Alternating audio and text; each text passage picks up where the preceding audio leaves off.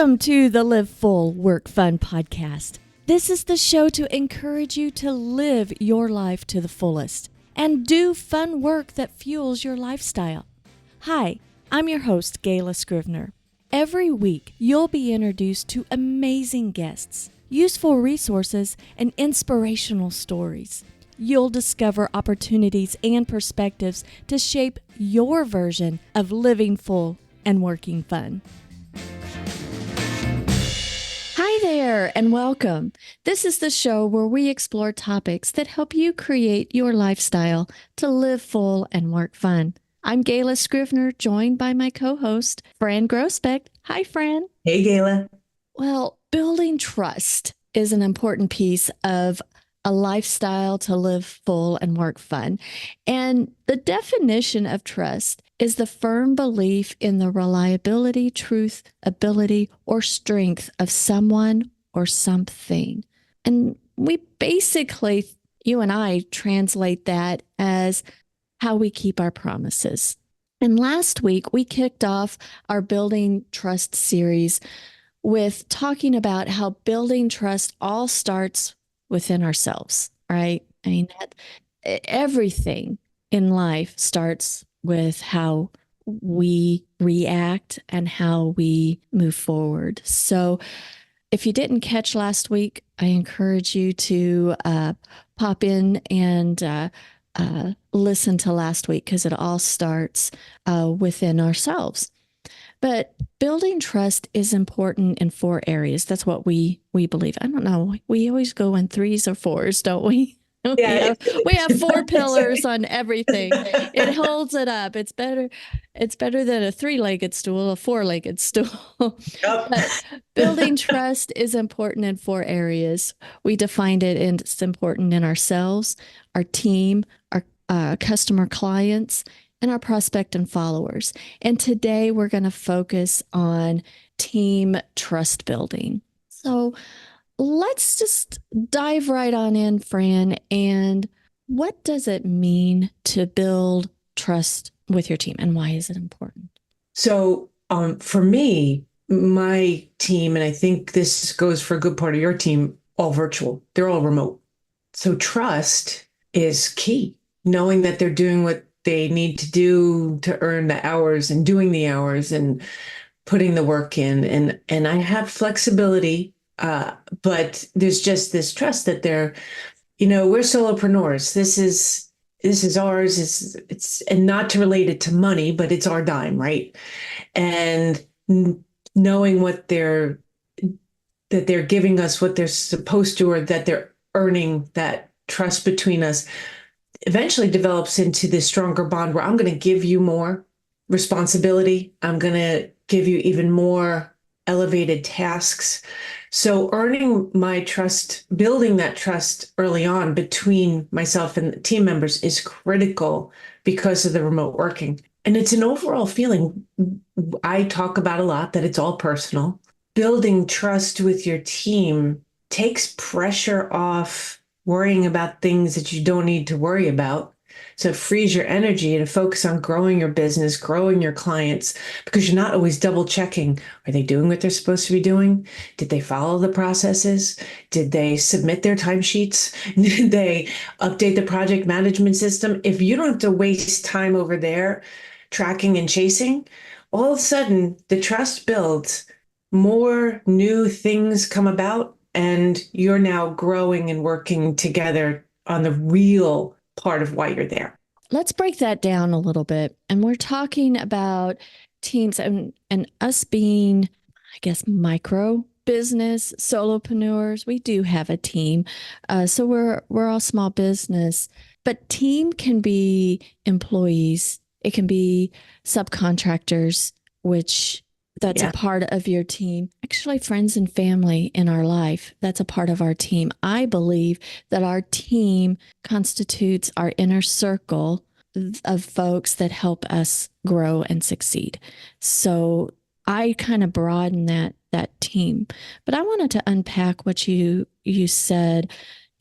We are a virtual business, but we both also have the experience of working in the corporate world and in a traditional, quote unquote, traditional office, the first part of building trust that the employee needs to instill for us is showing up. So when we were in a traditional office, showing up every day and having good attendance, they show up on time, they clocked in, did their thing. That is the very first piece of trust building that's on the employee side, the other person's side. So like I'm a subcontractor or a contractor for other things. So I need to show up as a leader in our businesses. We need to be that role model and show up. And it's now, having led a virtual team for more than 10 years, there are challenges with leading a virtual team that when you're face to face, you don't have some of those challenges, but it still remains that you're building trust. So if you don't see each other every day, and I have to tell you, years ago in my old corporate life, I was not too keen on the idea of remote working, because you have this idea, how do I trust that you're working on my dime? Right? I'll use the same terms. And that mindset was really instilled in me because that was the corporate culture in everywhere that I had worked in my previous life. And I know that the COVID year that turned so many businesses upside down, that trust of, are they going to show up and actually work? Am I going to have to painstakingly like be over their shoulder virtually to make sure that they're working?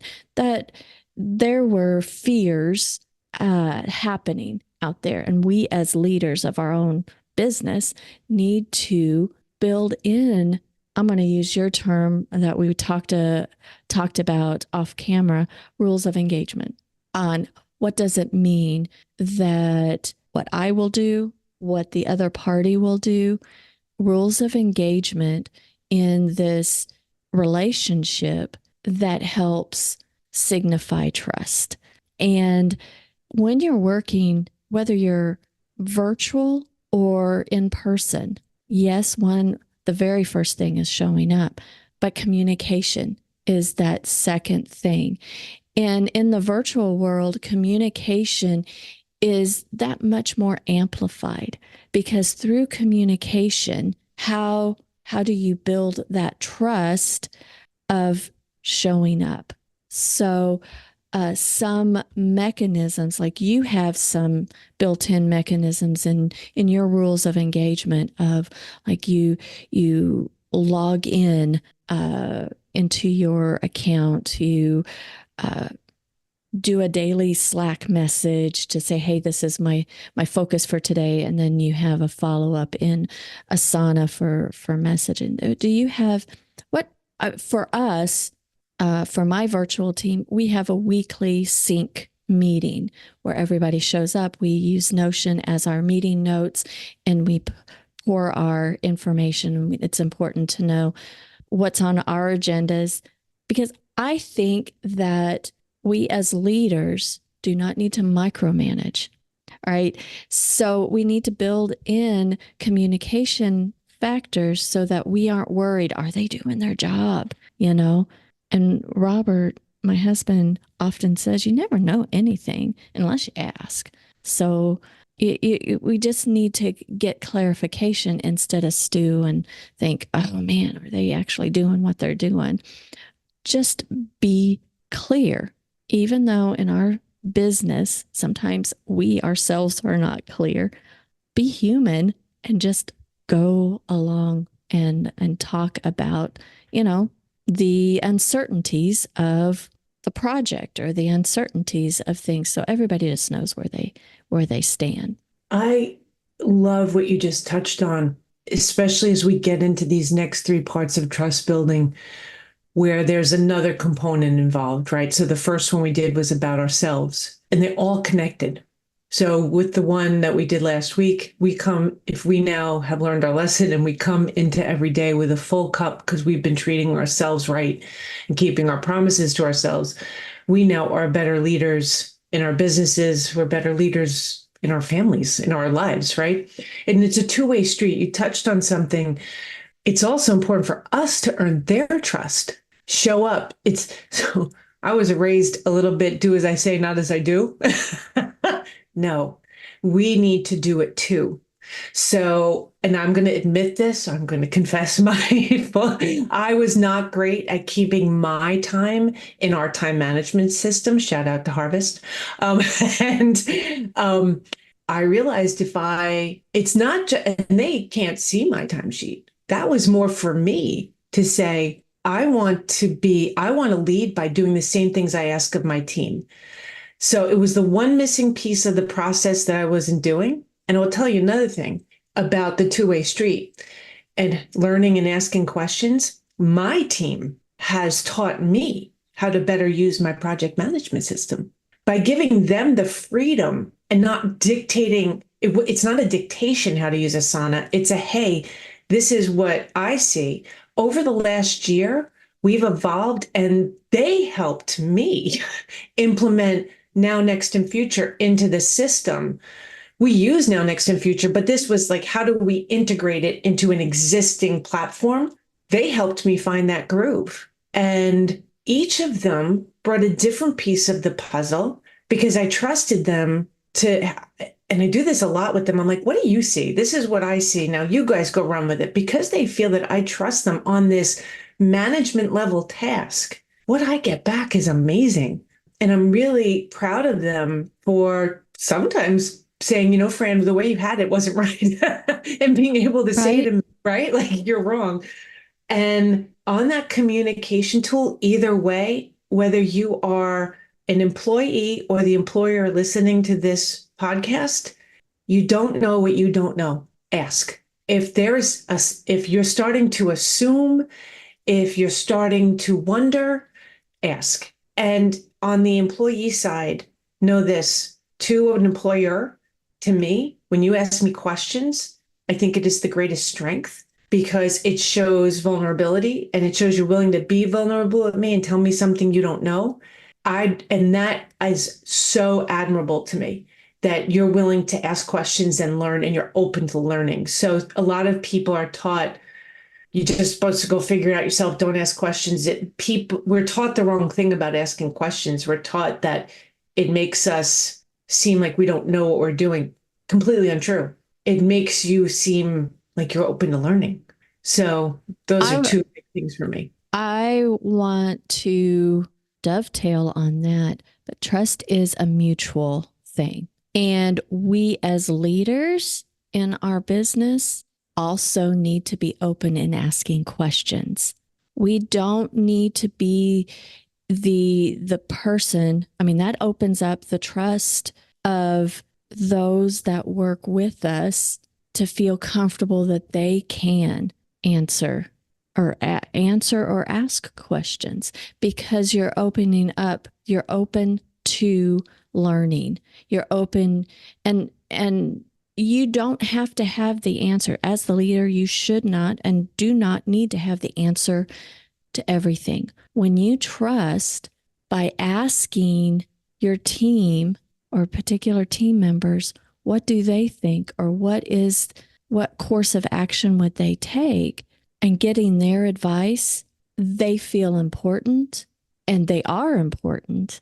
And you're opening up to different perspectives, different ways of thinking. And whether their ideas are used or not, in the grand scheme of things, it helps with the decision-making process and it makes them more vested. But they also feel, I mean, when somebody asks my opinion, that, and I am willing to give that without repercussion of, man, that was a stupid idea or anything like that. That just is a wonderful trust building scenario. I think that we're all equals in life, and that it makes things a lot better if we are just open to different points of view, and that builds that trust. I also found in running my business that I need to be first in the hierarchy of responding to all the mass communications that we get, right? That we create communication channels that instead of emailing each other on a team, to me, that is not as personal. And since it's business, I don't think texting is except the once in a while, to me, personal communication can be texting or emergency. Hey, you're traveling, I need to text you type thing. But we use Slack. That was meant to be an instant messaging for teams. And so I want to look at my Slack messages and follow up with my team's questions or aligning their priorities and having this, oh, this is what you're focused on. I forgot to communicate to you that this is really higher priority. So having those open communications like that, then you can have the project move along faster if you respond to the teams before even clients and followers, and having that focus, because you get more done. When you create a team in life, then that means that you're multiplying your capabilities. You're able to do more. I think Slack gives companies a great opportunity. I'm not familiar if there's others out there. I can list names of project management systems, but I can't name them a lot like Slack. The beautiful thing about Slack is, like a text, it's instant messaging, but you can have channels with the individual as well as with the whole team on specific projects. What I love about that is, if I'm in a position, say I'm in a meeting or a webinar or something, I don't do it during podcasts, but and they really need something, they can message me. Or if we're on a team call and they have a question, and we use huddles from Slack, so it's right in there, they can message just me to ask me a question now or later. The other thing is that Slack also connects to Asana. So, and I'm sure it connects to other project management systems, but if some conversation becomes a task, you send it right over. So, but giving team members a safe space to talk and communicate and feel included, trust with teams, there is a feeling of being included. I can remember times in my corporate career would walk into meetings, and on my direct responsible products, I was not included in decisions that affected work I had to do. Discontinuation of lines, addition of lines, adding of SKUs, removing of SKUs, changing brand names. That all affected what I was working on with factories and designers and engineers, and nobody included me. It was such a trust destroying moment. So even if the team member isn't included on the project in those Slack channels or project management, they could see it. What a great feeling. They feel included. They feel a part of it. The way you do your team meetings, Gayla, and they can each bring what they're doing, but also hear what your plans are for growth, it just motivates you. It's like a mini seminar. You know how you come back from a seminar and you're like all jazzed and you have all these ideas flowing? Those meetings that you do have this current of that excitement and enthusiasm that you trust them to be a part of the growth of your company. And you can't put a price on that. And when you talk about your rules of engagement that you, in your hiring process, because you hire interns, you've written out a rules of engagement that helps give that baseline, not only how people talk to you and how you will talk to them, but how they talk amongst themselves. Because we both have worked in atmospheres where there's a lot of backbiting. I'm just going to say, we don't have that we learn from each other. And I know that some of my my team members will say, oh, I don't want to step on so-and-so's toes. No, You're not stepping on anybody's toes. We're all here. We all have each other's back. We all are learning from each other. But that is something that to break down the territory lines is hard. And that mindset that we can all prosper, it's sometimes it's hard to deprogram ourselves from that, and we don't want to do certain things because we're going to hurt somebody's feelings and things like that. We cannot be responsible for how other people react, but if we all have a open mind and everybody on the team has an open mind, yeah, we talked about this off camera, off microphone, about business. You often say it's not just business, it's all personal. But I was saying how I believe that when we put our business hat on, or when we say, hey, I need to think of the business, that simply means, in my mind, that we need to be a little more, not make our decisions based off pure emotion. That we need to, yes, have emotion and bring that in and process, but then stop when we're in our business, literally and figuratively, our business of life, a business that we're growing. We need to pause and think logically. What is the right next step? What is the right next best step? Weigh the pros, weigh the cons with less emotion. Take into account the emotion, but not solely have our decisions be run on emotion and knee jerk. So that's my take on things when we need to make our business decision. Think of it logically. And I think that in our communication and teaching that within the team, that I'll just give an example. One of my team members who was posting one of our podcasts into the system, she questioned me on the title. She's like, the title just doesn't make sense. It caused me to pause, and I was like, great, do you have any ideas? And she kind of came up with some, and I said, well, I'm not sure that's exactly what I want to convey. Let me think on it for just a day or so. We still have time before it publishes. And then I gave her a couple of choices. I came up with these two. What do you think? And then she told me, and she's like, I'm sorry, I didn't mean to be critical and things like that. And it's like, oh no, you're not being critical. Your feedback. If it makes you cause to pause, then it doesn't make sense. And I'm glad to have that. And just conversations with that step by step. And I know that you we've got different ages of folks working with us, and you have someone that works with you that you're empowering to do big things. And she's nervous about it, but she's doing it, which is doing it. Which is what all you can ask of someone. And could she do it better? Well, yes, with experience, but how is she going to get experience until you empower her to do it and give her lessons? Empowerment and delegation is how it leads to trust. And that for someone like her, for anyone who you're looking to grow and who has earned your trust and is the right team member, and you can see that they're ready to grow.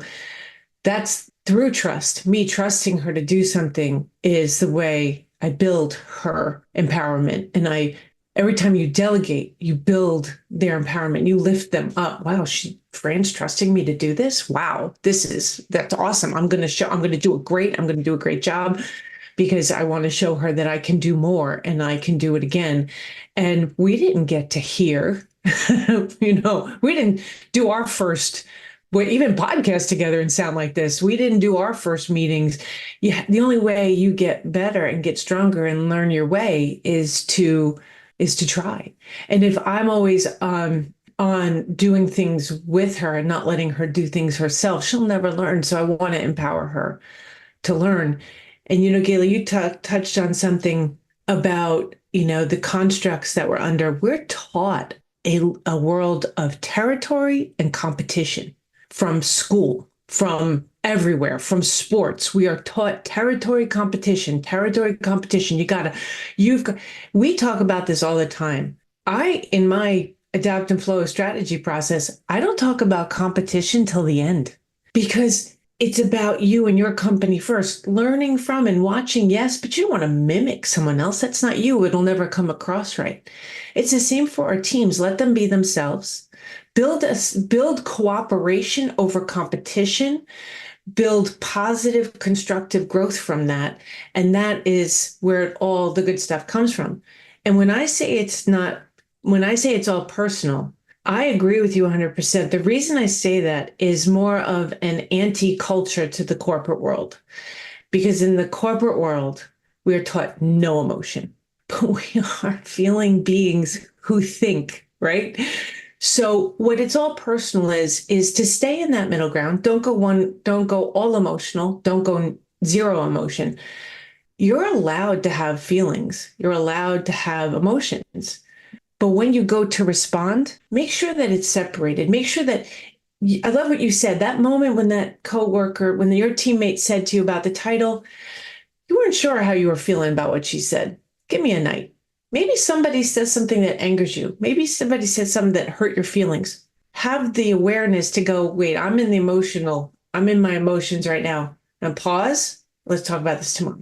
And that's what it's really about, is that don't forget we are human beings who have emotions.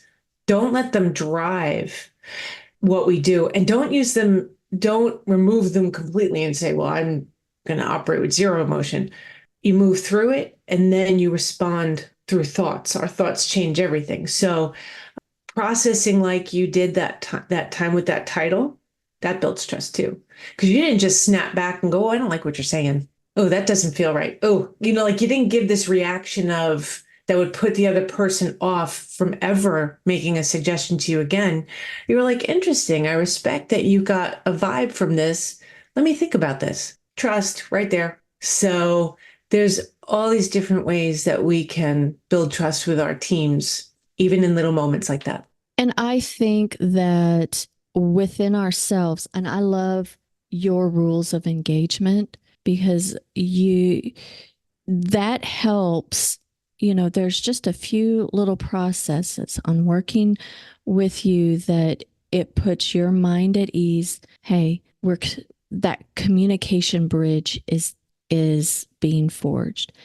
But it also gives you as a business owner the path of if someone is not following, like you hire someone brand new and you can know right out of the gate or in a shorter amount of time that I'm continually being disappointed. The trust is not being built because they haven't even done these very few little steps in the rules of engagement, which help bridge that communication. So when you know that, and I'm like, man, I probably should have had these rules of engagement all the time. I've got them in my head, but oh my gosh, if the whole team knows this is what it means to be working at 10 Touch, and you hire someone new and you realize this is not a good fit, then you can have the hard conversation. You can put your business cap on and say, logically, they're not following this. Maybe they're not capable of that, or their maturity level isn't there, or this is just not the right work atmosphere for them. Right. And it's not a ding on their personality, but having that personal or a conversation with heart, that instead of just banging your hand on the desk and saying, hey, you're fired, you can have a heartfelt conversation, an adult conversation that says, these are the rules of engagement. We've worked now together for so many weeks, so many days, so many months, whatever. And I've continually talked about these things. And for these reasons, I need to, we need to part ways. And I think that that makes the business side, the logical side, so much easier on, okay, I need to do this. I know it's going to be a hard conversation, but I can put this emotion in that maybe they realized it's not the great fit, but they're going to stay with you anyway. They needed definitive that brings trust. And I don't know about you, Fran, but when I've had these very tough conversations of letting people go, I've had people hug me and thank me, come back to me years later, you know, and it's just not everyone because I can't be responsible for how other people react. But I do know that that was the best decision at the time for the business, for myself, and for them, because you can't force someone to have a good fit. You want everybody to succeed. I think that when we have conversations with team members, especially when it's something as extreme as firing them, any conversation, I say leave a spark, not a scorch. And what that comes from is if you're coming at a person, if you're yelling, arguing, doing that fist down on they're not going to hear you. You can leave a spark, and then it's not up to you what they do with it. To your point, Gayla, if someone come back and hug you, that means they got the spark. It hit home. They got it. The ones who didn't, that maybe years later the spark hit, but that's not up to you. But if you leave a spark, it means that there's a potential for that person to grow from that. Versus when you just do the scorch, it's what so much of our world lives in. It's just this yelling at each other of what we believe and what we feel, and it just leads to no good. Conversations leave sparks. Controversy leaves scorches, so fights and things like that. So when we have a conversation with this person, even letting them go, the spark is left and it's up to them. And I agree, I've had that where people have come back and thanked me. It was a learning experience. They really appreciated that. They had been, in one example I'm thinking of, they called me to say they had actually been like, not sure if you still. Okay, there you go. So pick it up to where actually I had an example of. And Gayla, I had an example where I did let someone go. And in the conversation, I told them exactly why. I said why the fit wasn't right. And 2 days later, I got a phone call from them to thank me for the way I presented the information, because they had actually been let go several times before, but no one had ever told them why. And they took it as a learning experience, and they said they really appreciated that I said it that way and hoped that we could stay in touch going forward. And I took that as such a great example of a spark, because here I let the person go and they want to stay in touch. So that whatever that person does with that spark, I wish them well, and I hope that they do succeed. Also, on the same side, going back to the emotion thing, after I let them go, it felt really awful. I mean, that's a hard thing to do. So to employers, to people who have to do this, to managers, to bosses who have to do this, it's okay if, even if if you're letting someone go, with 100% that it is not the right fit for the business, it's not the right fit for that position. It's still okay afterwards to feel awful that it happened. And I let myself process that, and then I picked up the pieces and kept going forward. We're human beings. We're supposed to. I'd actually worry if you didn't have feelings. But it really is, even those moments, that also built trust for myself, because I stood up for my company. And I said, because the rules of engagement, which I welcome you to share that slide with our listeners on the Facebook group, is built from experience with building my teams. And it gives me the foundation that if these things are not being followed, that means one of the core three, we talked about threes and fours before, but promise, principle, what is it? Mission, vision, values, purpose, promise, and principles. There we go. For me, rules of engagement are driven by my principles, my 10 touch principles that everything we do is founded on. That's where rules of engagement come from. when they were broken, and several were broken in that case, that's where I knew the fit wasn't right and I had to make the decision for my company. Overall, in building trust, showing up through community and open and honest communication and leading by example.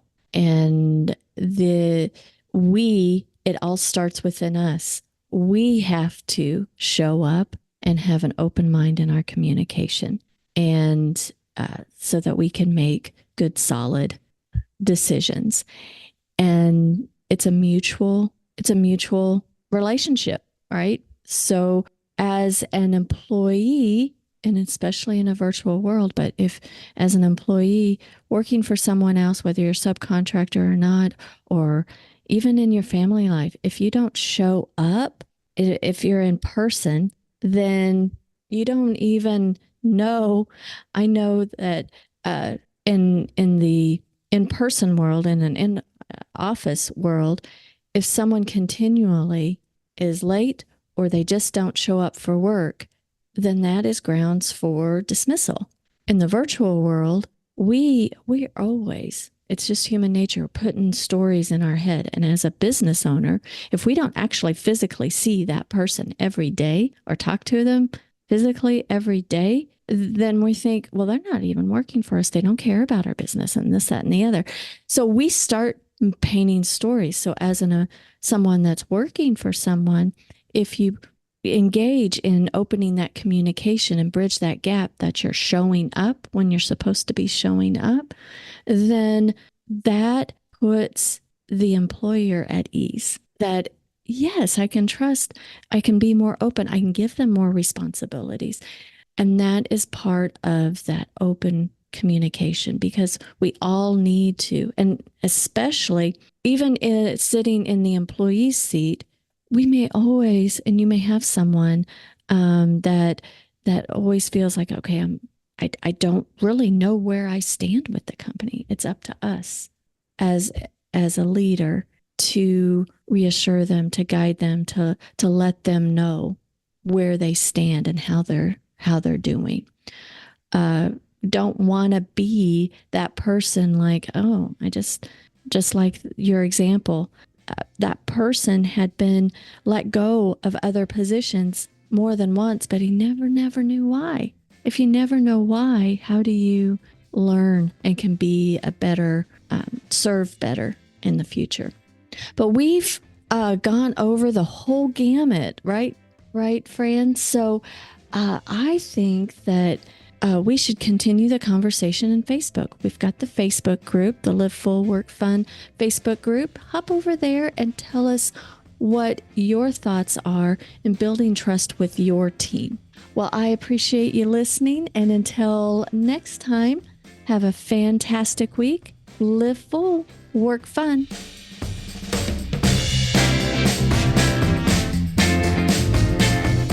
This episode has been brought to you by Scrivener Social, the easy-to-use social scheduling platform built for the busy solopreneur. You deserve a system that makes posting to your social media faster and more efficient. Go to scrivenersocial.com and subscribe today.